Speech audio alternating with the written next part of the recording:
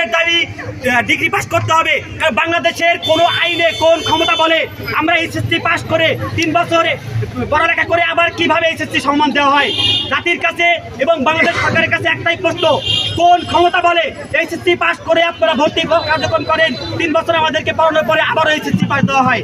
আমরা তখন এই সংস্কার করতে পারবো যখন আমাদের ঊর্ধ্বতন কর্মকর্তারা যেখানে অধিষ্ঠিত আছেন নন নার্স কর্মকর্তাদের অপসারণ করতে পারলে। রাষ্ট্র সংস্কার হিসেবে যেহেতু রাষ্ট্র সংস্কার করা হচ্ছে, সেহেতু আমাদের ঘরকেও সংস্কার করা হবে। আপনারা জানেন আপনাদের মা বোনদের সেবায় আমরা নিয়োজিত, আপনারা আমাদের দিকে তাকাবেন। আমরা শান্তি সমাবেশ করছি, আমরা 1 ঘন্টা কর্মবিরতিও দেয়নি। আমাদের হাসপাতালগুলোতে আমাদের নার্সিং কর্মকর্তারা সেবা অব্যাহত রেখেছেন, কিন্তু আপনারা আমাদের দেওয়ালে পিঠ থাকার ব্যবস্থা করিয়েন না। আমরা কোনো অযৌক্তিক দাবি নিয়ে এখানে দাঁড়াইনি।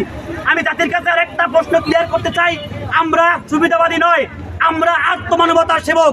আমাদের এই দাবি আজকের দাবি